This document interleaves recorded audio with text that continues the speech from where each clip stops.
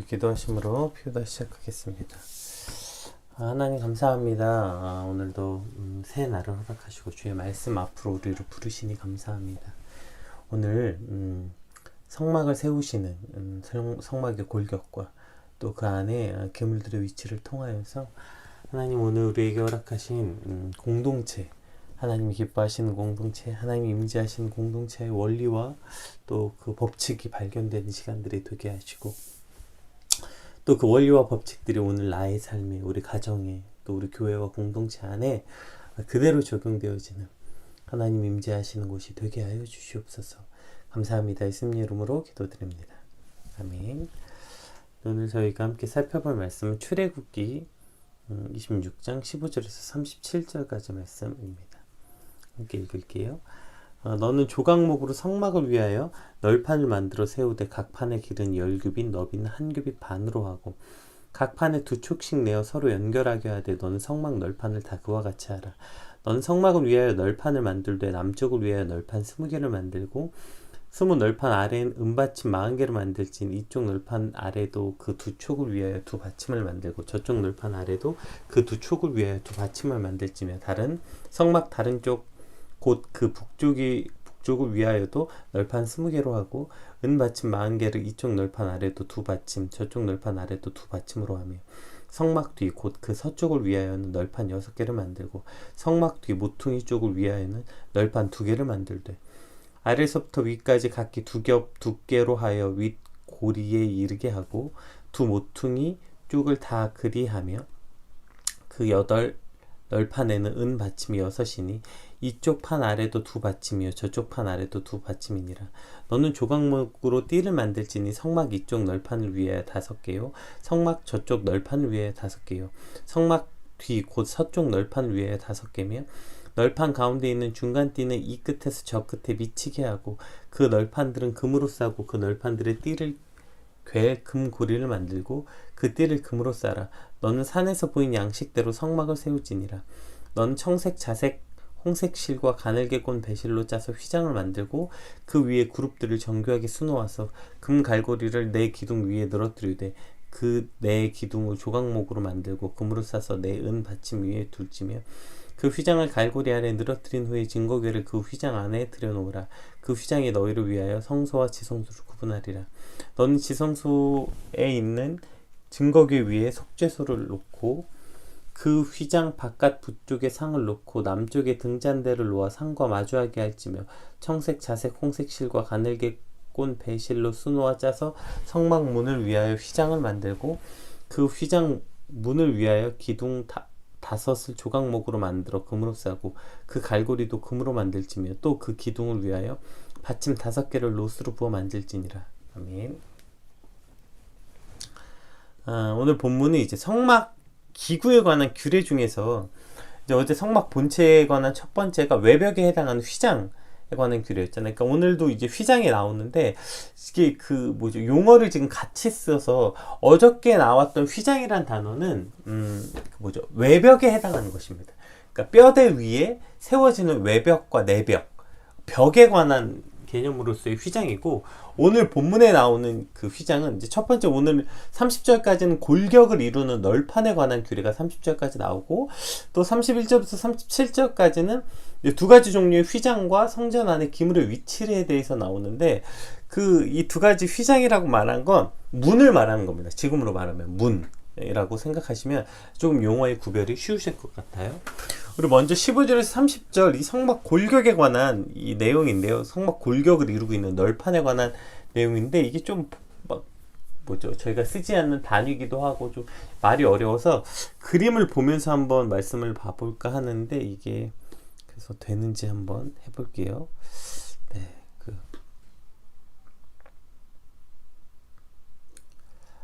이렇게 할 수가 없군요. 네. 일단 그림을 먼저 그냥 볼게요. 네, 그림을 보면 이런 얘기입니다. 이렇게 조각목을 금으로 싸서 그 위에 이렇게 그 위아래 이렇게 받침대를 만들고 이렇게 놓고, 그리고 난 다음에 이렇게 세우는 거죠. 받침대를. 그리고 그 널판들이 서로 연결되도록 이렇게 보면 이제 오늘 본문에 나온 것처럼 이렇게 고리를 만들어서 서로 이렇게 끼게 되어 있는 것입니다. 이게 오늘 이제 30절까지 읽었던 말씀입니다. 그래서 이제 그 조각목은 이제 아카시아 나무를 말하는 거죠. 이렇게 해서 지금 이렇게 띄고 그다음에 이제 뭐죠? 몇 규빗 그래서 우리가 잘 알 수 있는 높이는 5m, 폭은 75cm 이렇게 이제 되어 있고요. 그래서 이것을 어떻게 끼는 거냐면 이렇게 완전 견착시키면 이렇게 조립식 건물처럼 널판들이 따다다다닥 맞게 되는 거죠. 그럼 이러한 형태의 모양을 이제 갖게 되는 것입니다. 이것이 이제 뭐죠? 성막 모양이 되는 것이죠. 보이시죠? 요렇게 요런 모양을 이제 갖게 되는 것입니다. 그럼 이제 이 어제 휘장에 관한 내용도 마찬가지지만 이게 보시면 그 텐트와 되게 비슷해요. 이동이 가능하도록 만든 조립식 건물 같은 느낌이죠. 그러니까 물론 이스라엘이 광야에 머물러 있는 것이 아니라 이제 이동하고 있는 중이라서 그래서 이제 가나안을 향해 이동하고 있는 중이잖아요. 그러니까 이런 형식으로 뭐죠? 하나님이 이제 구름 기둥 통해서 불 기둥 통해서 출발하면 또 출발하고 구름 기둥 통해서 출발하면 이렇게 출발해야 되기 때문에 이동식 성막일 수밖에 없었던 것입니다. 그런데 그것이 반드시 실용적인 측면으로서 이동식에 관한 의미만 있는 것이 아니라 성막을 짓는 이 구조 안에 그 하나님이 임재하시는 공동체, 그러니까 성소와 성막을 이루는 그 공동체의 그 원리를 발견할 수 있게 되는 것이죠. 먼저 골격을 이루는 방식이 우리가 흔히 이제 텐트나 천막을 세울 때 이제 흔히 쉽게 보는 게 뭐예요? 크고 두꺼운 기둥을 만드는 거죠. 우리가 이제 그 건물을 지을 때 그렇게 기둥을 만들고 그 기둥 위에 무언가를 덮어서 세우는 형식이 아니라 여러 널판들을 서로 연결해서 조립해서 성막의 골격을 만들었다는 거예요.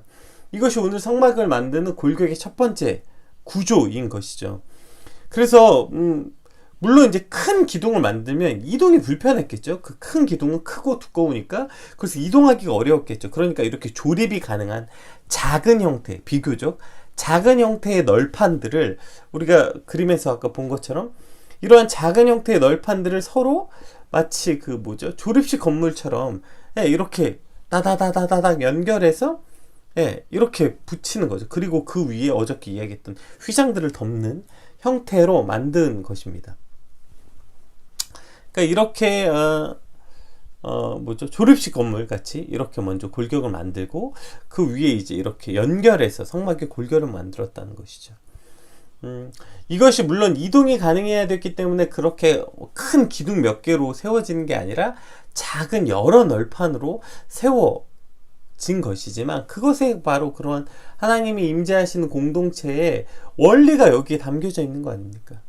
이러한 이동이 가능한 삶, 이것을 베드로전서 2장 11절에 이렇게 말하고 있습니다. 이동이 가능한 삶, 이렇게 말하고 있어요. 같이 읽어볼게요. 사랑하는 자들아, 거류민과 나그네 같은 너희를 권하노니 영혼을 거스려 싸운 육체 정욕을 제어하게 하라. 이 앞에 뭐가 있냐면 우리가 잘 아는 너는 택한 족속이요 왕같은 제사장이니 그 말이 있어요. 그러니까 너희는 그런 사람들이다. 그러니까 너희가 육체의 정욕을 제어하면서 살아야 되는데 너희는 이제 택한 족속이고 거룩한 제사장이고 왕같은 제사장이니까. 근데 어떻게 육체의 정욕을 제어하냐면 이 땅에서 거류민과 나그네 같이 살라는 거예요. 너희의 정체성이 거류민과 나그네라는 것입니다. 보세요. 오늘 성막이 이러한 여러 널판을 사용해서 조립식으로 지어진 것은 이동이 가능해야 되기 때문이에요. 하나님의 약속하신 그 땅 가나안을 향해 지금 이동하는 민족, 가나안을 향해 나아가는 삶이었기 때문에 한 곳에 어마어마한 기둥 몇 개를 세우고 마치 영원히 살 것처럼 기둥을 땅에 박고 얼마나 크고 대단한 기둥을 세울 것이냐, 그렇게 살아가는 것이 아니라 언제든 이동할 수 있도록 이 땅의 거류민과 나그네같이 살라고 말씀하시는 것입니다. 비교적 가볍고 이동이 가능한 널판으로 지어진 삶, 이것이 오늘 우리의 삶이 되어야 되는 것이죠. 마치 이 땅에서 천년만년 살 것처럼 어마어마한 기둥을 몇 개 세우냐, 이것이 우리의 인생의 목표가 된다면 이것은 참으로 어리석은 목표가 될 수밖에 없는 것이죠. 왜요? 내가 아무리 크고 대단한 기둥을 세웠어도, 혹은 야 그거 하나 세우기도 어려운데 내 인생에 그렇게 어마어마한 기둥, 와 저 기둥 봐봐, 저거 절대 무너지지 않을 것 같아, 저렇게 절대 쓰러지지 않을 것 같아, 그렇게 어마어마한 기둥을 세웠어도 오늘 밤 하나님이 그 인생을 부르시면 그냥 그 인생은 끝이 나는 허무한 것이 바로 우리의 인생인 거죠. 마치 천년 만년 살 것처럼 평생을 바쳐 그 기둥을 세웠어도 하나님이 오늘 그 인생을 부르시면 가야 되는 게 우리의 인생인 것입니다. 따라서 내가 이 땅을 살아가는 목적과 목표가 그 얼마나 대단한 기둥을 이 땅에 뿌리박고 살아가느냐가 아니라, 나는 이 땅을 나그네와 거류민처럼, 그리고 지금 이스라엘의 민족의 핵심은 그들이 지금 가나안을 향해 마치 거류민과 이방인처럼 지금 이동하는 민족이었다는 것입니다. 지금 이스라엘의 목적은 가나안 향해 나아가는 것이고, 이스라엘은 나아가는 그 이동 중에서 하나님께서 임재하실 처소를 만들었기 때문에 이와 같이 조립식으로 짓는 성막을 지었다면 우리의 삶 역시 마찬가지 아닙니까?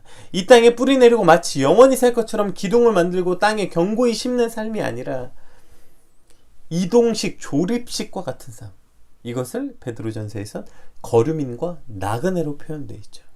오늘 우리가 나아가는 삶이 이 땅에 얼마나 위대한 기둥을 세우냐의 삶이 아니라 내가 오늘 가나안을 향해 나아가고 있는 삶이라는 것을 잊지 않을 때 우리는 이 땅에 얼마나 대단한 기둥을 세우냐가 아니라 비교적 가볍고 이동이 가능하고 언제든지 떠날 수 있는 그러한 삶의 방식, 이것을 굳이 말하자면 조립식 건물과 같은 삶의 방식으로 살아갈 수 있게 되는 것입니다. 베드로전서에서 말하는 거류민과 나그네로 이 땅을 살아갈 수 있게 되는 것입니다. 오늘도 우리의 목적은 이 땅에 뿌리 내리고 사는 것이 아니라 가나안을 향해 나아가고 있는 중임을 잊지 않고 살아가는 오늘 우리의 삶이 되시길 주님으로 축복합니다. 또 이 성막의 골격에 그 골격 뼈대를 이루는 것이 이러한 여러 조립식 널판을 사용했다는 점을 우리 한 번 더 주목해 봐야 됩니다. 이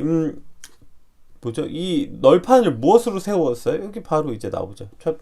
15절에 너는 조각목으로 성막을 위하여 널판을 만들어 세우되 각 규빗은 이렇게 하고 서로 연결하고 이렇게 해서 만들어라, 이제 본문에 나오죠. 그래서 아까 제가 그림 보여드렸죠. 그러니까 여기서 처음에 만들려고 하는 게 조각목이에요. 조각목. 그러니까 조각목은 뭐냐면 광야에서 흔히 볼 수 있었던 아카시아 나무예요. 그래서 그냥 광야에서 비교적 흔히 구할 수 있는 재료였고, 아카시아 나무가 사실은 막 곧고 두껍고 이런 나무가 아니라서 비교적 흔히 만들고 쓰임새가 별로 없는 나무였다고 합니다. 그러니까 그러한 별 볼 일 없는 조각목들을 모아서 그것에 금을 입히고 그 조각목들을 서로 연결해서 성막을 지었다는 거예요. 그러니까 대단하고 튼튼하고 값비싼 참나무 같은 그렇게 어마어마한 아름드리 나무 몇 개로 기둥을 세우고 그 기둥 위에 천막을 덮는 형식이 아니라 볼품 없고 특별할 것 하나 없고 그냥 흔해 빠진 조각목들을 서로 연결해서 그것으로 천을 덮는 형식으로 성막을 만들었다. 이것이 아주 큰 하나님이 임재하시는, 하나님이 원하시는 공동체의 원리인 것입니다. 아무것도 아니고 볼품없는 내가 그리스도의 보혈로 도금되어서 그러한 우리가 서로 연결되어 너가 잘난 것도 없고 누가 허물을 탓할 것도 없고 누구 하나 잘난 사람 못난 사람 없이 그냥 다 거기 볼 별일 없는 아카시아 나무, 그저 그러한 조각목들이 그리스도의 보혈로 덧입혀서 서로 연결돼서 하나가 되는, 그렇게 연결돼서 하나님의 나라를 이루는 것, 그것이 바로 성막, 그것이 교회를 이루는, 그것이 하나님이 원하시는, 하나님이 임재하시는 공동체의 원리라는 것입니다.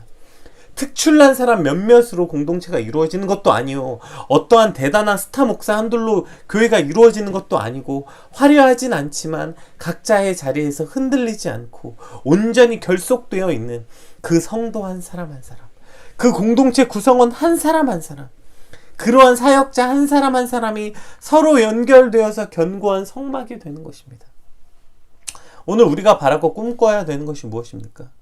따라서 우리가 더 센터에 서려고 노력하고 더 대단하고 가치 있는 참나무가 되어서 어마어마한 영향력을 발휘하기 위해서 우뚝 서기를 위하는 삶이 아니라 고만고만한 우리가 별 볼 일 없는 우리가, 별 볼 일 없는 조각목들이 그렇게 서로 하나가 되고 그렇게 서로 연결되어서 서로 이해하고 사랑하는 삶. 오늘 그것이 우리가 추구돼야 하는 삶 아닙니까? 아까 그림에서 보았죠. 이러한 나무들이, 이러한 그 조각목들이 서로 이렇게 체결돼서 가운데 띠로 띈 것 보이시죠? 이 조각목들을 저렇게 띠로 쭉 꿰서 결속시킨 겁니다. 서로 움직이지 않도록, 그 어떠한 바람이나 그 광풍에도 넘어지지 않도록 저 고만고만한 나무들이 서로 다다다다다닥 결속이 되어서 하나의 건물이 만들어진 것이죠. 이것을 에베소서 2장에 이렇게 말합니다. 우리 에베소서 말씀 한번 볼게요. 에베소서 2장 21절에서 22절. 그의 안에서 건물마다 서로 연결하여 주 안에서 성전이 되어가고 너희도 성령 안에서 하나님이 거하실 처소가 되기 위하여 그리스도 예수 안에서 함께 지어져 가느니라. 아멘. 한 번 더 읽어볼게요. 그의 안에서 건물마다 서로 연결하여 주 안에서 성전이 되어가고 너희도 성령 안에서 하나님이 거하실 처소가 되기 위하여 그리스도 예수 안에서 함께 지어져 가느니라. 아까 그림이 보이시죠? 지금 이 에베소서 말씀은 교회의 원리, 교회의 가장 기본적 원리를 말하거든요. 근데 이것이 마치 아까 그 성막의 모양과 똑같이 되어 있는 것을 볼 수 있게 되는 겁니다. 그러니까 이러한 연결, 그러니까 서로 조각목들을 서로 연결해서 널판들이 띠를 금고리를 만들어서 서로 결착시켜서 어떠한 대단한 나무가 아니라 보잘것없는 조각목이지만 그리스도의 진리 위에 서서 띠로 연결되어 지어져 가는 삶, 이것이 바로 하나님이 임재하신 공동체, 하나님이 임재하신 공동체의 원리인 것입니다. 어떤 대단한 사람 몇 사람으로 이루어진 것이 아니라 모두 함께 연결되어 지어져 가는 곳, 그것이 바로 피켈러브가 되길 소망하고, 그것이 바로 여러분이 속한 공동체와 교회와 가정이 되시길 주님의 이름으로 축복합니다. 또 이러한 연결은 그저 연결로 끝나는 것이 아니라 그렇게 연결되면 함께 지어져 가는 것입니다. 그렇게 연결되면 연결된 상태가 완성본이 아니에요. 그렇게 연결 딱 되고 결착되는 순간 함께 자라가고 함께 성전으로 지어져 간다. 에베소서는 그 다음으로 다음 개념을 말하는 것입니다. 오늘 성막은 그냥 딱 그렇게 결속되는 것으로 끝나지만 에베소서는 신약에 와서 그 성전의 개념을 더 확장시킵니다. 그러니까 내가 그냥 아무것도 아닌 조각목 하나고 그 조각목과 조각목이 서로 딱 결착이 되고 또 결착되고 결착돼서 견고해질수록 어떻게 된대요? 그것은 하나의 그저 조각목이 아니라 하나의 널판이 아니라 그것이 그렇게 연결되는 과정을 통해서 그 널판이 더 성숙하고 더 자라간다. 더 견고한 하나의 성전으로 지어져 간다. 함께 지어져 가고 있는 중이다. 이렇게 말하고 있는 것이죠. 내가 무슨 대단한 사람이 되려고 애쓰고 내가 완벽주의적 성향이 있잖아, 내가 좀 완벽한 걸 추구하잖아, 이 말이 얼마나 창피하고 부끄러운 말인 줄도 모르면서 무슨 그것이 대단한 말이라고, 내가 무슨 대단한 사람을 꿈꾸는 삶이 아니라 그저 널판과 널판이 연결돼서 나는 아무것도 아닌 아카시아 나무에 불과하지만 예수 그리스도의 보혈로 덧입혀서 금으로 싸서 각각 서로 그리스도 안에서 함께 지어져 가는 삶, 그렇게 함께 지어져 가고 함께 건물마다 서로 연결되어 주 안에 성전이 되어가는 삶, 주님, 이것이 내가 원하는 삶, 내가 추구하는 삶이 되게 하여 주시옵소서. 이것이 오늘 나의 가정, 내가 속한 공동체가 되게 하여 주시옵소서. 이 원리와 원칙이 벗어나지 않고 누구 한 사람이 대단한 기둥으로 세워지는 건물이 아니라 이렇게 함께 지어져 가는 공동체, 주님 그러한 삶이 되게 하여 주시옵소서. 나도 내가 대단한 기둥이 되기 위해서 꿈꾸는 삶이 아니라 그저 그러한 하나의 널판으로 충분히 하나의 널판으로서의 삶에 만족하고 기쁨으로 그 하나의 기꺼이 널판이 되어가는 우리의 삶이 되게 하여 주시옵소서. 함께 꿈꾸는 오늘이 되었으면 좋겠습니다. 우리 31절에서 37절 말씀은 한번 읽어볼게요. 제가 30절까지는 읽지 않고 그림으로 대체했는데요. 우리 31절부터 37절을 한번 읽어보겠습니다. 너는 청색, 자색, 홍색 실과 가늘게 꼰 배실로 짜서 휘장을 만들고 그 위에 그룹들을 정교하게 수놓아서, 이거 어저께 첫 번째 제1휘장 만들 때와 똑같죠? 금 갈고리를 내 기둥 위에 늘어뜨리되 내 기둥을 조각목으로 만들고 금으로 싸서 내 은 받침 위에 둘지며 그 휘장을 갈고리 아래로 늘어뜨린 후에 증거궤를 그 휘장 안에 들여놓으라. 그 휘장에 너를 위하여 성소와 지성소를 구분하리라. 너는 지성소에 있는 증거궤 위에 속죄소를 두고 그 휘장 바깥 북쪽에 상을 놓고 남쪽에 등잔대를 놓아 상과 마주하게 할지며 청색, 자색, 홍색 실과 가늘게 꼰 배실로 수놓아 짜서 성막문을 위하여 휘장을 만들고 그 휘장문을 위하여 기둥 5을 조각목으로 만들어 금으로 싸고 그 갈고리도 금으로 만들지며 또 그 기둥을 위하여 받침 5개를 노수로 부어 만들지니라. 예. 이제 그 성막 안에 그 2가지 종류의 휘장을 만들어라, 이렇게 말씀하고 있어요. 그러니까 2가지 종류의 휘장이 나오죠. 이것도 제가 그림을 아까 하나 봤는데요. 예. 아까 제가 이걸 말할 때 이것이 마치 그 뭐죠? 문 같다고 말했잖아요. 문. 네. 그래서 이제 성막 안에 그 문과 같은 어떠한 그 이런 네, 모양을 가지고 있는 것이죠. 그래서 안에 내벽이, 그러니까 성소와 지성소를 구별하는 문, 그것이 아까 첫 번째 말하는 청색, 홍색, 자색 실로 까서 그룹을 정교하게 수놓아서 만든 이 휘장, 이것이 이제 그 지성소와 성소를 연결하는 그런 문과 같은 모양의 형태라면, 네, 여기 아까 요 그림 보면 네, 이해가 되시겠네요. 네, 보이시죠? 그럼 저 지금 뭐죠? 디귿자 맨 안쪽 안에 있는 저 휘장, 그 뭐죠? 그룹들을 형상으로 수놓은 저 휘장, 저 첫 번째 휘장이 마치 문 같은 거죠. 문, 내벽이죠. 내벽 같은 문을 만들어서, 네, 제가 그림을 안 보여드렸네요. 네, 이렇게 실내에 내벽 같이 벽을 만들어서 저렇게 만들고 바깥에 이제 성전 뜰과 성막 안을 구별하는 2번째 문, 이 2가지 휘장, 2가지 종류의 휘장을 만들라고 이제 이야기하시는 것입니다. 그렇게 해서 하나는 성소의 출입문을 출입문 역할을 하는 것이고, 또 하나는 성소와 지성소를 구별하는 역할을 하는 이 2가지 종류의 휘장, 그러니까 문과 같은 역할을 말하는 것이죠. 그러니까 이곳은 하나님이 임재하시는 곳, 오직 하나님의 허락된 제사장들만 들어오는 것이기 때문에 첫 번째 휘장, 그러니까 성소의 출입문 같은 역할, 그것을 열고 들어오는 곳으로 만들었고, 지성소는 1년에 한 번 대제사장들만 들어갈 수 있었던 곳이죠. 그래서 그곳은 더 하나님이 임재하신 딱 그 처소였기 때문에 거기는 딱 한 명만 들어갈 수 있도록 거기도 구별되게 들어가지 못하도록 막아놓은 것입니다. 그러나 예수 그리스도께서 십자가에 달려 죽으시면 어떻게 했죠? 이 휘장이 위에서부터 아래로 찢어졌어요. 누구든지 그래서 이제 저렇게 막혀져 있는 휘장이 이제 찢어져 나가서 하나님께 나아갈 수 있게 된 것이죠. 이것이 우리에게 어마어마하게 큰 은혜고 기쁨인 것입니다.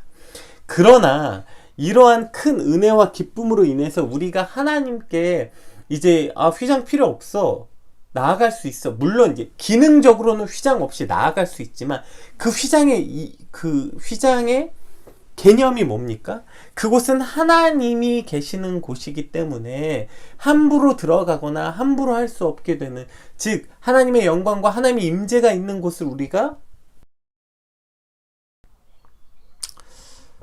네, 또 중간에 끊겼네요. 네, 저희가 인터넷도 다 바꾸고 했는데, 네, 여러분 원활하지 못한 점, 네, 사과드리고요. 이제 아까 우리가 이제 성막 안에 휘장에 관한 이야기 하다 끊겼죠. 그러니까 이제 성막 휘장이 위에서 아래로 찢어졌다는 것은 이제 더 이상 우리가 성막 그 휘장 안으로 들어가지 못하는 그런 건 없어졌지만, 그래서 누구든지 하나님께 나아갈 수 있고, 이것이 우리에게 어마어마한 은혜이고 기쁨이지만, 그렇다고 해서 그 휘장이 있는 이유, 그곳은 하나님이 임재하시는 곳, 거룩한 곳이라고 우리가 그곳을 향해 경외하고 두려운 마음을 갖고 하나님을 존중하는 태도, 이것마저 없어진 것은 아니죠. 그러니까 여러 번 말하지만 하나님이 나를 사랑하신다는 것이 우리가 하나님을 막대해도 된다는 뜻은 아니라고 말씀드렸잖아요.